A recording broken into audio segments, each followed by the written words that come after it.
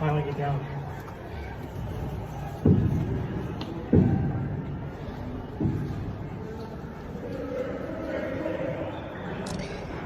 My friends, I wanted to talk to you today about what was anticipated to be a kind of an uplifting day, really, in many respects, and that is the formal certification of Joe Biden to be president. I hadn't anticipated when we arranged this particular conversation, and I will get to your questions as soon as I can, but I hadn't anticipated the chaos today. And I hadn't anticipated what you all saw on your television screens. So I want to reflect on that before I get to your questions. I mean, obviously, number one, it was not a protest. This is not a protest. This was clearly and unambiguously an insurrection. It was sedition. This was taking on the government of the United States. This was something that certainly in my life I have never seen. I've been in and out of politics, in and out of Washington for the last 52 years, and I have never witnessed anything remotely like this. As has been said, it is an embarrassment. I mean, I know that people around the world watched what happened today, watched the storming of our Capitol by armed insurrectionists. I know that people around the world saw our democracy under threat. They saw our Capitol breached. I know that it was a scary and frightening experience for many of you, not only obviously for people there at the time, people working for the public, senators and representatives, their staffs, custodians, people inside the Capitol, Capitol Police, but it was scary to watch. It was scary to behold. It was frightening, and it is frightening. It's not over. It continues to be frightening. The other thing I want to say about this is that this was unambiguously, clearly, the direct, logical, inevitable consequence of Donald Trump. His rhetoric, his threats, his tweets, what he has done, certainly since Election Day, in terms of spreading lies about the election, lies, pure, baseless lies, getting his followers into a lather, stirring up hate and disaffection as late as this morning, behind a podium to a large number of people, his followers. He said basically, directly, go ahead, go march on the Capitol. And he saw who they were, and he saw what they had, and he knew exactly what would happen. This is Donald Trump's doing. This is the logical culmination, the logical consequence of Trumpism. Make absolutely no mistake. The other point I want to make is that Trump's enablers, including Republicans on the Hill, almost half of the Republican Party on the Hill, members of Congress, almost half of them, were willing today and are still willing to contest this election on the basis of no evidence, on the basis of almost no data suggesting that there was anything seriously wrong or fraudulent with this election, with 60 separate lawsuits thrown out by judges, many of whom were appointed by Donald Trump, thrown out by the Supreme Court. And yet almost half of the Republicans in Congress were and are prepared to contest the certification today. A certification that is a formal process. It is simply an event that is designed in modern times to do what? Simply to celebrate, essentially, the electoral vote that a president has accumulated, a president-elect in this case, President-elect Biden. And yet, these enablers, and I use that expression enabler very seriously, they were willing and able and eager to contest this. And not only were they willing and eager and able to contest this, and they still are, many of them, for the last 2 months, have been mouthing exactly the same lies that Donald Trump has been mouthing. Why are they doing this? Partly out of cowardice, because they're worried that they will be primaried, as the saying goes, or as the word goes, in their next election if they don't. Partly out of allegiance, some of them allegiance to Donald Trump, who has become a cult figure, who has tried to make the Republican Party into a cult, not a political party. And partly because of their own personal political ambitions. They want to run for president, a few of them, in 2024, and they thought this was an easy way to do it, by contesting this election, by mouthing the lies of Donald Trump over and over and over again. Well, this is where you get to.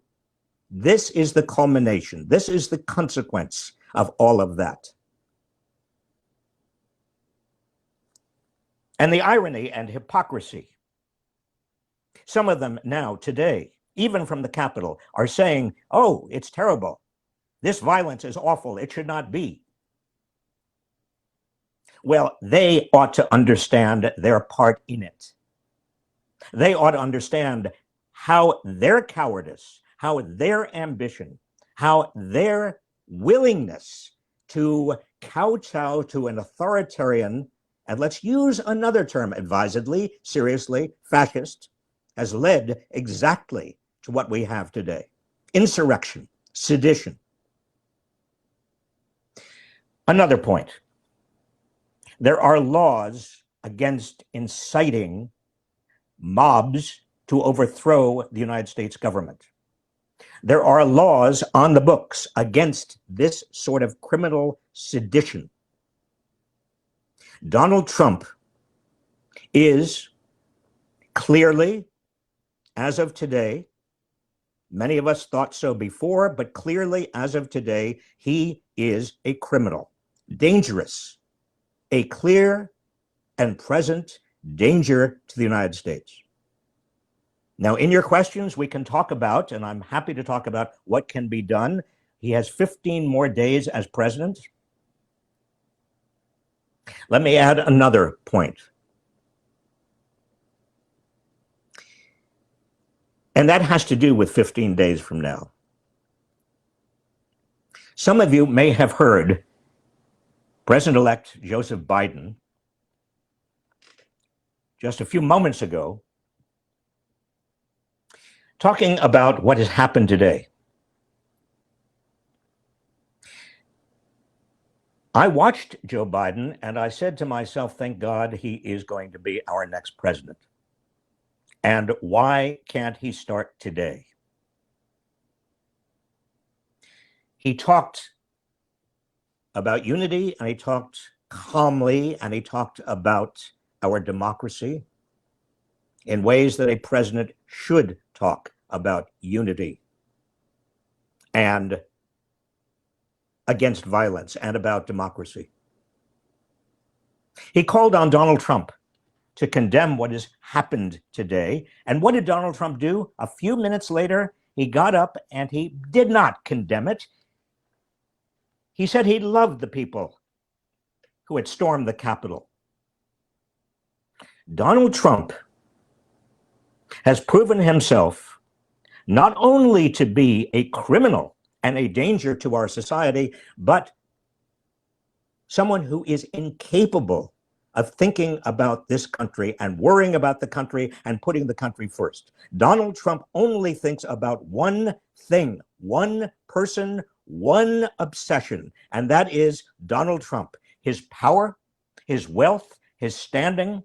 He cannot stand to lose. He could not stand to lose the election. He is going nuts, crazy. If you ask me, what do I worry about? I worry about the next 15 days. I worry about what he is capable of doing. I worry about a madman, a truly mad, out of control man in charge of this country right now. Now, let me hasten to say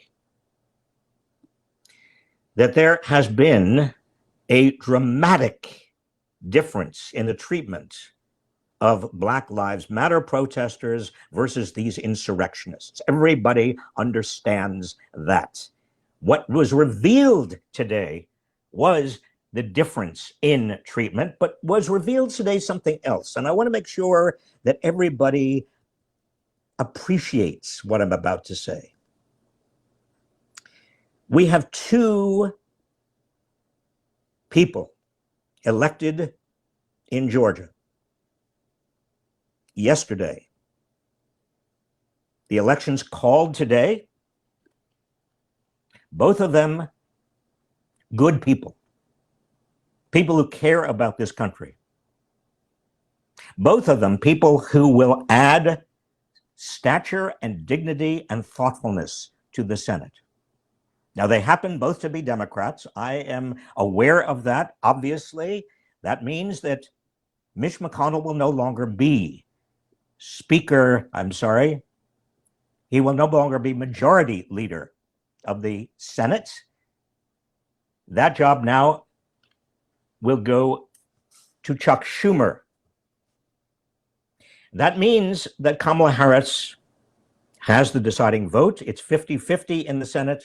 That means that Joe Biden will be able to accomplish much more than otherwise. There is much to celebrate about what happened yesterday in Georgia. It is extraordinary. If you knew Georgia as I knew Georgia, that sounds like a song, doesn't it? Well, I was in Georgia 30 years ago, 40 years ago.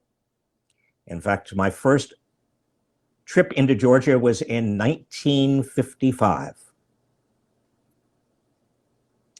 Georgia is a different place. The country is a different place. The fact that Raphael Warnock could have been elected senator, a black man in Georgia, is itself extraordinary. He is also an extraordinary man. He is a talented man. He is a deep thinking and profound man. He cares about this country. The other person who was elected, John Ossoff, 33 years old, is extraordinary in his own way. He also cares deeply about this country and will add a great deal to the Senate. So you see, this today is a turning point in many respects. I believe, on the basis of what happened in Washington today, not what happened in Georgia yesterday. I'm talking now again about what happened in Washington today.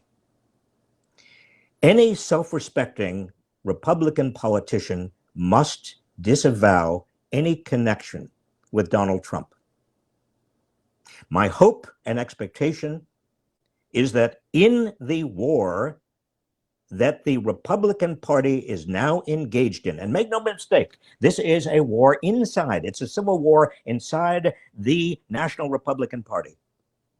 You have Trump and the Trumpists and Rudy Giuliani and all of the other people around Trump. And you also have the remains of what had been a party that represented some ideas I disagreed with. I worked with them for years. When I was Secretary of Labor, I worked with them before that. I worked with them after that.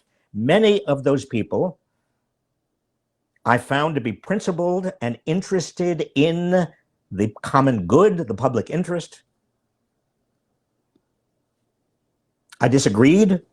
We often disagreed, but because they were principled, because they cared about the public, it was possible to deal with them, to compromise.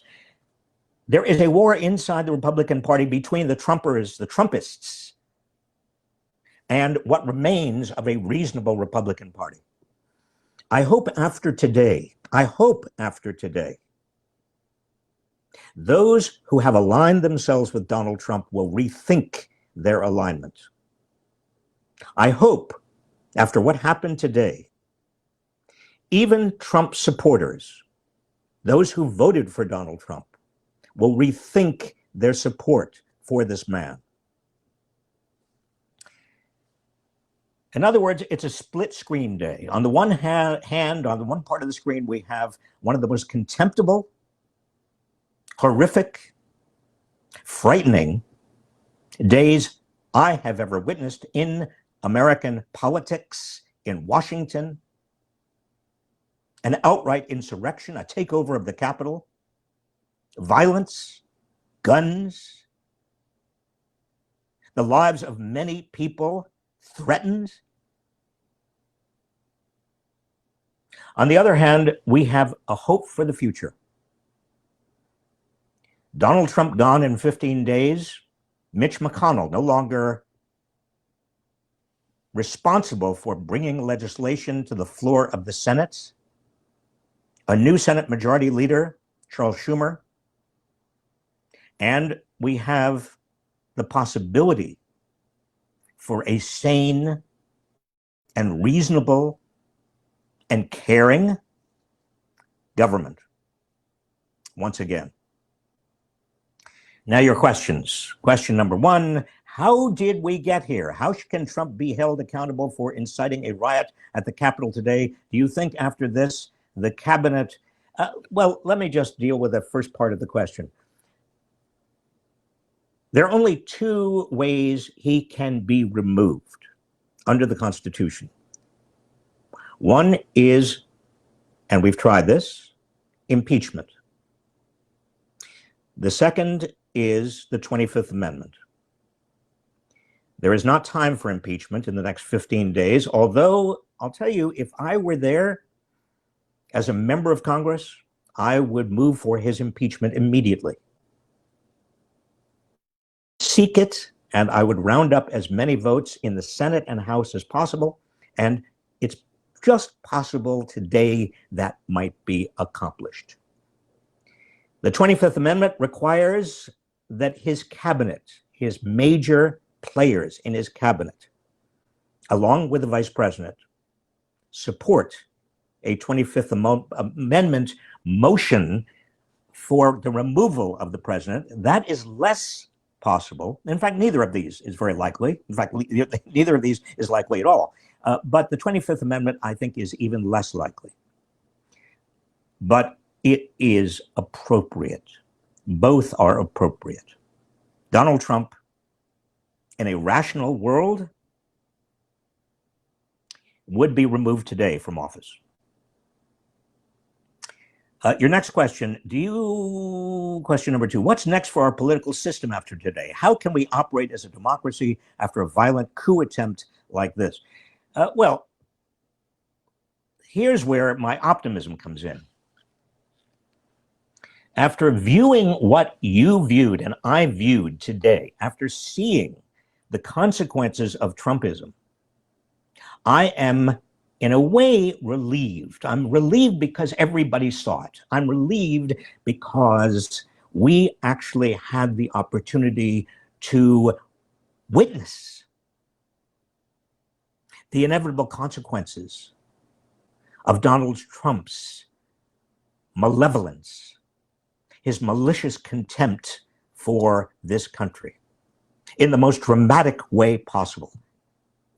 Now, we all know that one way he has shown his contempt has been to essentially ignore the coronavirus entirely.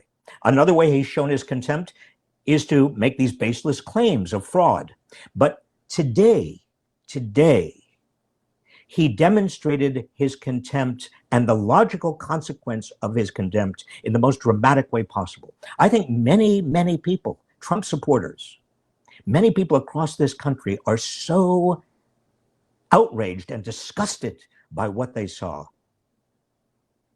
that this may be the day we remember as the end of Trumpism. That's my hope.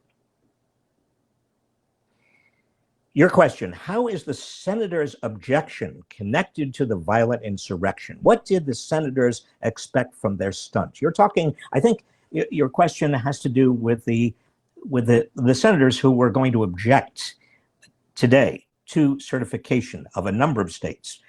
By my count, there were 6 states that were going to be objected to. They still will be objected to, I think. A lot of these senators, they are Republicans, all of them. They, under the Constitution and under the relevant statute, did have an opportunity to. How is it connected to the violent insurrection? It's connected very, very simply.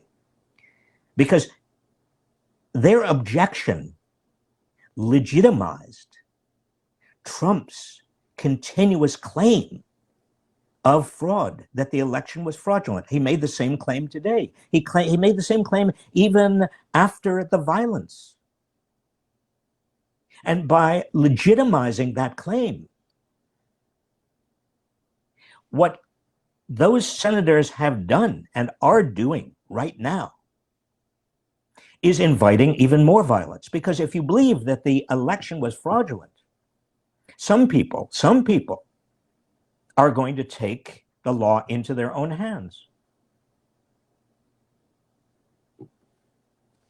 What lessons can we learn from this? Another question from some of you. Well, there are a number of lessons we can learn. One lesson is that we have tolerated Donald Trump and Trumpism too long. We have apologized.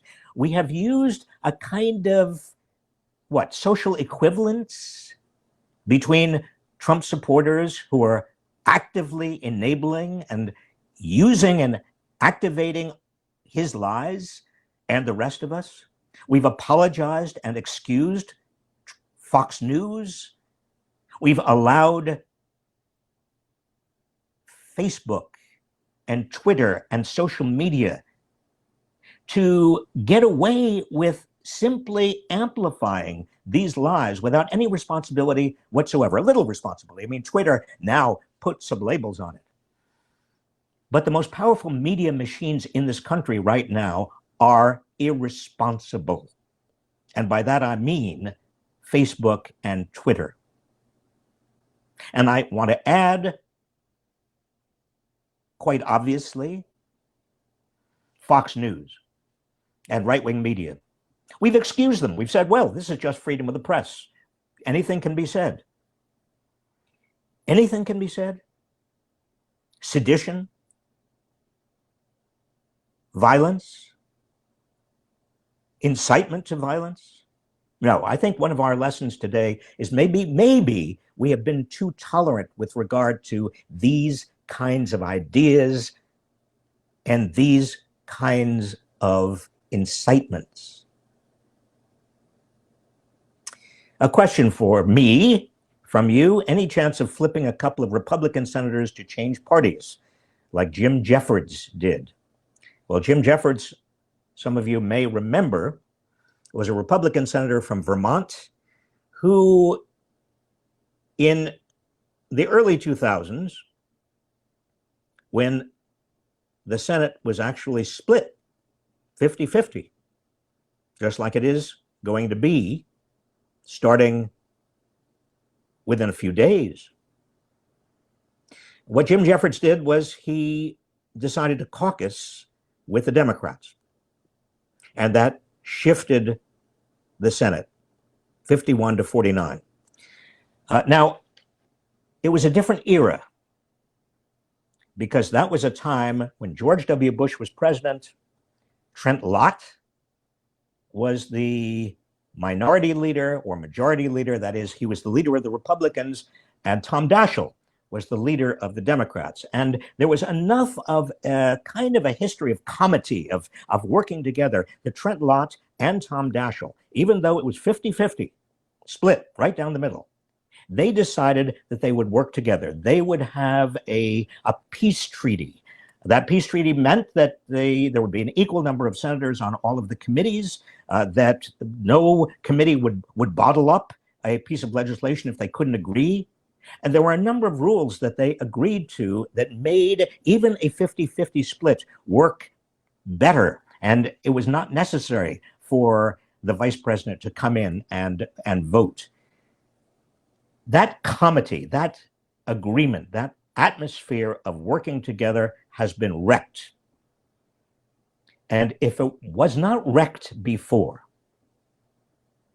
it is wrecked today.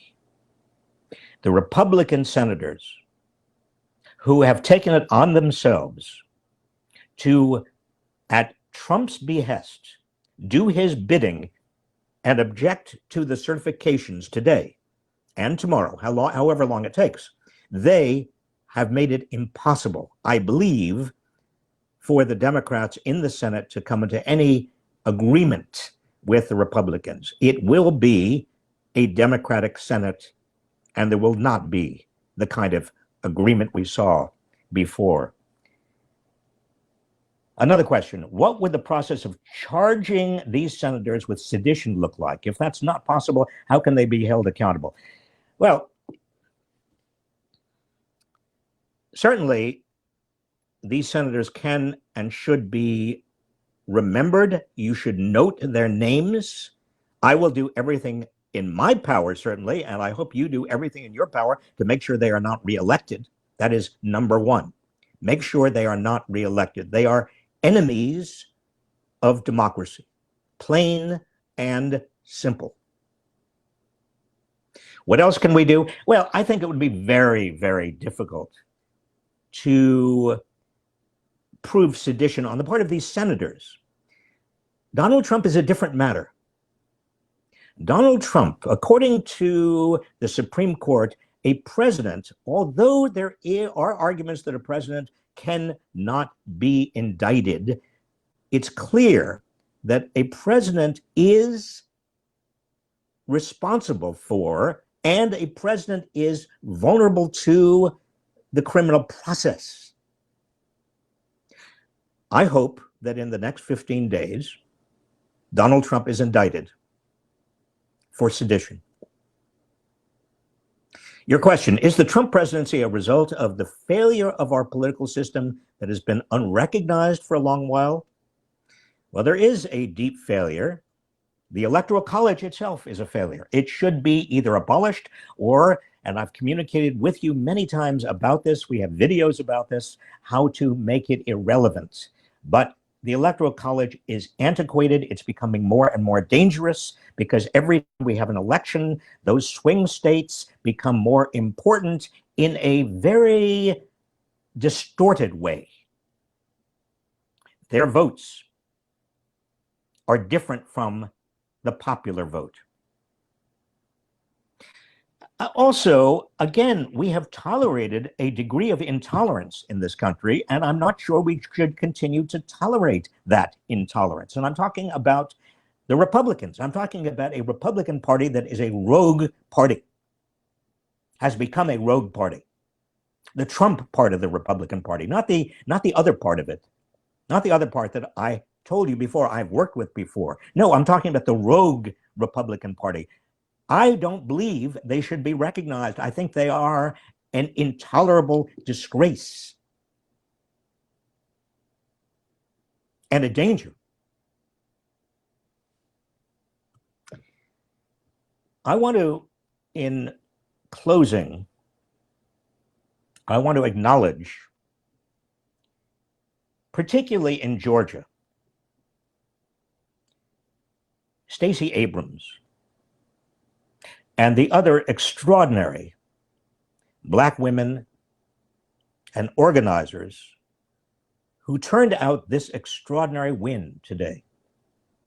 As ugly a day as it has been today, it is also a cause for real celebration.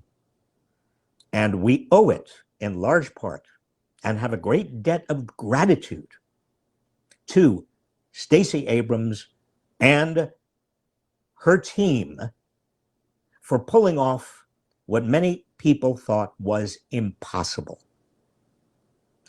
It is hopefully the start of something wonderful in this country. And hopefully, today in the nation's capital is the end of something horrible. It's up to us to make sure today marks the beginning of something wonderful and the end of something horrible. It is up to every one of us. Thank you for your time. Good luck to you. Stay safe. And I will say it. God bless America.